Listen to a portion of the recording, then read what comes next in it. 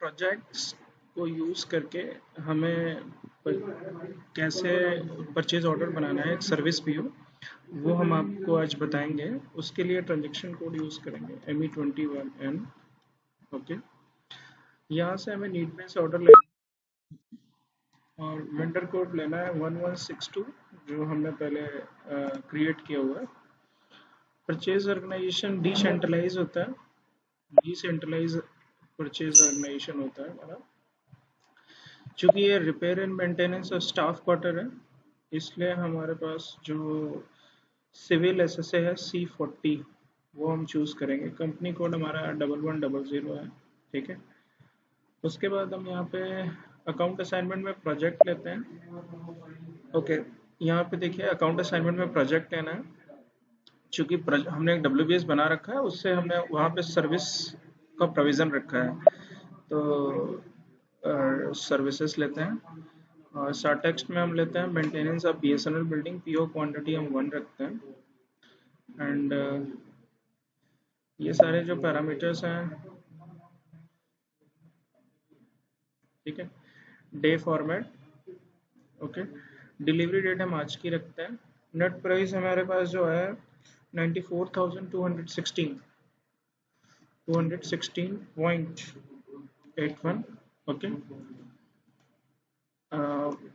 पर क्वांटिटी है ये यू। मटेरियल ग्रुप हम ज़्यादा दिमाग नहीं लगाते हैं, मटेरियल ग्रुप हम 10,000 ले लेते हैं, ओके।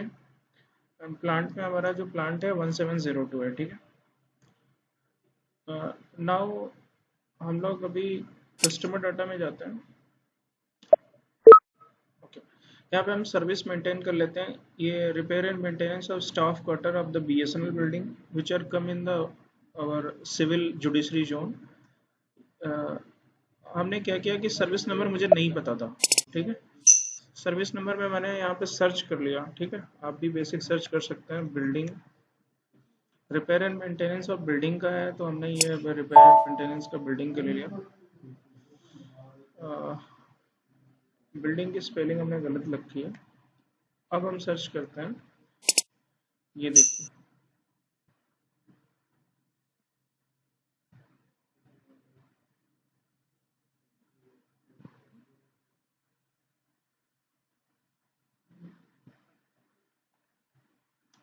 सिविल रिपेयर बिल्डिंग है हमारी, okay. Repair and maintenance of staff quarter quantity. यहाँ पे हम लोग क्या करते हैं कि क्वांटिटी में वो प्राइस ले लेते हैं, जिससे हमें फ्यूचर में चेंजेस करने में कोई दिक्कत ना हो at the time of ACS। Quantity में पूरा प्राइस ले लेते हैं और ईच ले लेते हैं, ग्रास 1 ले लेते हैं, ठीक है। और अभी हमको क्या करना है कि कुछ नहीं करना है, ठीक है। Now click on the account assignment. चूँकि ये प्रोजेक्ट्स है, तो प्रोजेक्ट के लिए जो GL हम लोग यूज़ करते हैं एज पर अकाउंट ऑफिसर, जो हमने अकाउंट से मिला है 50-90-101, जो PS क्लियरिंग GL है हमारा। और CV18 के हमारा जो WBS है, ओके। ये हम यहाँ पे WBS यूज़ करते हैं और यहाँ पे टिक कर देते हैं, ठीक है। ये वार्निंग आ रही है, उसे हम इग्नोर करते हैं, ठीक है।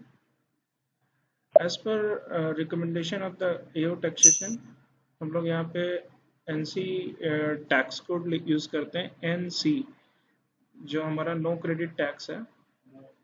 NC is our no credit, RCM no credit, CGST 9%, SGST 9%, ठीक है। और यहाँ पे हम सर्विसेज में जाते हैं। सर्विसेज में जाने के बाद हम लोग क्या करते हैं कि इस सर्विस लाइन आइटम को सेलेक्ट करके डिटेल में जाता है और यहाँ पे भी हम टैक्स लगा देता है NC, जो टैक्स हमने वहाँ अप्लाई किया, तो सर्विसेज पे टैक्स एप्लीकेबल हो गया। वार्निंग को इग्नोर करिए, ठीक है। Now go on the customer data. In customer data, you just fill the BSNL building repair and maintenance civil subdivision Ambala 2, okay। Reference circle हम लोगों ने 1017 यूज किया एंड प्रोक्योरमेंट टाइप हमारा ओपेक्स है, कैपेक्स, ठीक है। कैपिटल वर्क है, चूंकि हम WBS से आ रहे हैं तो कैपेक्स से इसकी पेमेंट हो जाएगी, ठीक है। अभी हम लोग यहाँ पे इसका ऑपरेशनल एक्सपेंडिचर है, तो ओपेक्स हम लेते हैं यहाँ से, ठीक है। ये आप अपने सीनियर ऑफिसर से डिस्कस कर सकते हैं इसको कि इसका जो एक्सपेंडिचर है वो क्या लेना है हमें, ठीक है। Now everything is fine. Now you can check, click on this check button. Okay, no message issued during check. Getting my points? So now you can click on the save. This uh, need-based order has been created now. Need-based order has been created now. ठीक है, और आप लोग इसका वो ले सकते हैं, प्रिंट प्रीव्यू में जाके देख सकते हैं कि क्या इसका है।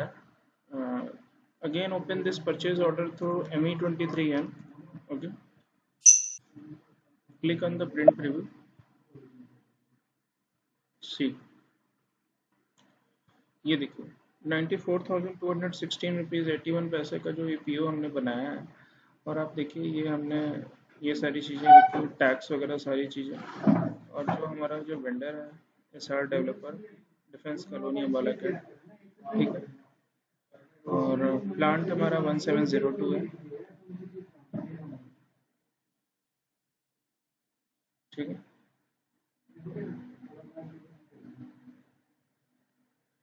देख सकते हैं ये प्लांट हमने जो लिया है,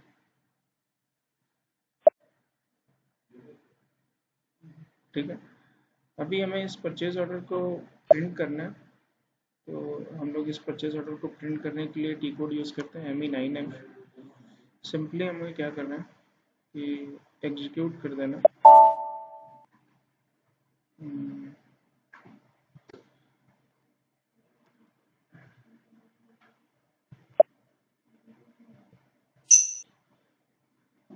परचेज ऑर्डर है हमारा EF लेता है, प्रोसेसिंग स्टेटस क्या करते हैं हम लोग, successfully processed. Okay, now click on.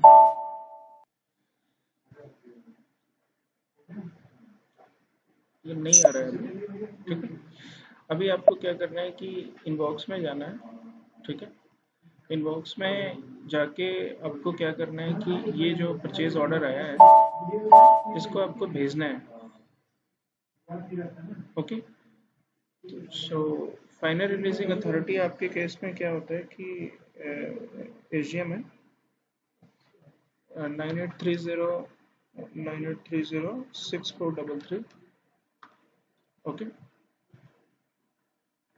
अभी अभी फॉरवर्ड भी हमें इन्हीं को करना है, इज AGM सिविल 6433। और यहाँ पे लिख देना है हमें कि जो भी क्या है BSNL building day to day work civil zone 2 Ambala. Okay,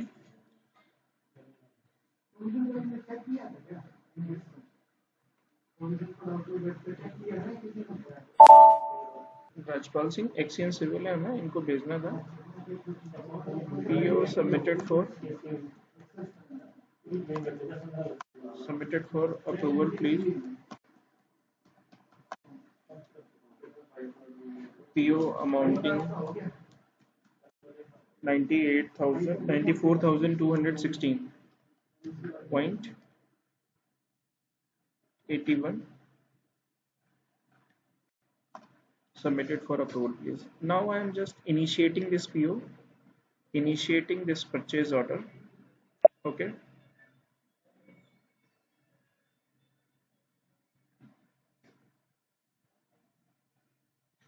now this purchase order has gone in the inbox of competent authority, who is Rajpal Singh, for the approval। Getting my points? Okay, now I'm just going to log in the ID of competent authority. Competent authority is 9830 6433। Okay,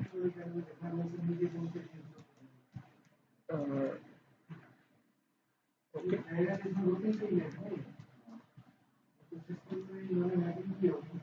now go in the inbox of the competent authority, click on the inbox, Note sheet. First note sheet which purchase order which I have been created.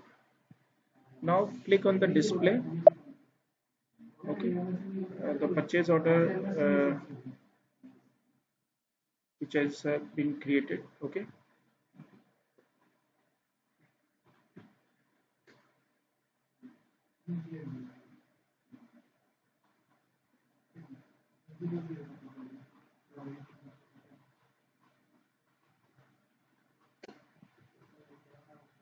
getting.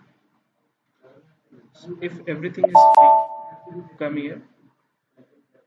Do comment PO approved. Okay, purchase order approved. Click on this final release. Click on this final release. Once you click on the final release, this PO has been approved. Okay, now go again. Click on the ME23M. This purchase order. Go in the release strategy. See, the PO has been final release. So this is the concept how to create the purchase order through project. Getting my points? How to create the purchase order through project. Thank you so much.